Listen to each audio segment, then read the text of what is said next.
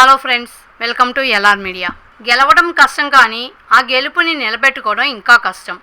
అయితే ప్రస్తుతం కనిగిరిలో ఎవరి గ్రాఫ్ పైకి వెళ్తోంది. ఈరోజు ఈ వీడియోలో మా ఛానల్ ప్రిపేర్ చేసిన 2026 పొలిటికల్ ఎనాలిసిస్ ఏంటో మీరే చూడండి.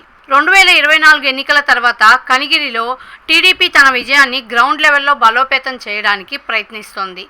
అదే సమయంలో వైఎస్ఆర్సీపీ కూడా తన సంప్రదాయ ఓట్ బ్యాంక్ని మళ్ళీ సమీకరించేందుకు గ్రామ స్థాయిలో చురుకుగా పనిచేస్తోంది.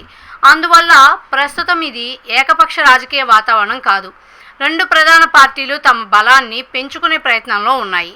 కనిగిరి నియోజకవర్గంలోని కనిగిరి, పామూరు, వెలిగండ్ల, సిఎస్పురం, హనుమంతునిపాడు, చంద్రశేఖరపురం ఈ మండలాల్లో ప్రతి ప్రాంతం ఒకేలా ఓటేయదు. కొన్ని మండలాల్లో టీడీపీకి గత ఎన్నికల జోరు కనిపిస్తే మరికొన్ని ప్రాంతాల్లో వైఎస్ఆర్సీపీ తన పాత బలాన్ని నిలబెట్టుకునే ప్రయత్నం చేస్తోంది. అందుకే ఈ నియోజకవర్గంలో మండలాల వారి రాజకీయ సమీకరణాలు చాలా కీలకం. అయితే కనిగిరిలో కొన్ని గ్రామాలు ఏళ్ల తరబడి ఒకే పార్టీకి మద్దతుగా నిలుస్తుంటాయి. మరికొన్ని గ్రామాలు మాత్రం ప్రతి ఎన్నికలో ప్రజల అభిప్రాయం ప్రకారం తమ తీర్పును మారుస్తుంటాయి. ఈ స్వింగ్ గ్రామాలే చివరికి ఎవరు గెలుస్తారో నిర్ణయించే కింగ్ మేకర్లుగా మారే అవకాశం ఉంటుంది.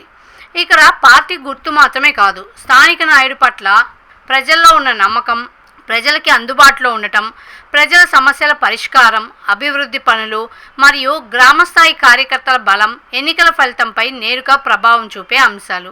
ఇక కనిగిరి రాజకీయాల్లో బీసీ వర్గాలు, యాదవ, ఎస్సీ, రైతు కుటుంబాలు, యువత, మహిళా ఓటర్లు ఈ అన్ని వర్గాల ఓటింగ్ ధోరణి చివరి ఫలితాన్ని మార్చే శక్తి కలిగి ఉంటుంది. ఒక్క సామాజిక వర్గం కొద్దిగా మరోవైపుకు మారినా మొత్తం రాజకీయ సమీకరణమే మారిపోయే అవకాశం ఉంటుంది. అయితే ఈ అన్ని సమీకరణాలని పరిశీలిస్తే 2029 ఎన్నికల్లో కనిగిరిలో ఎవరికి ఎక్కువ అవకాశం ఉంది? టీడీపీ తన విజయాన్ని కొనసాగిస్తుందా, లేక వైఎస్ఆర్సీపీ బలమైన కంబ్యాక్ ఇస్తుందా? అసలు రాజకీయ బ్లూ ప్రింట్ ఏమంటోంది? ఈ సిరీస్ లాస్ట్ ఎపిసోడ్లో తెలుసుకుందాం. For more political analysis subscribe to our channel. Thanks for watching.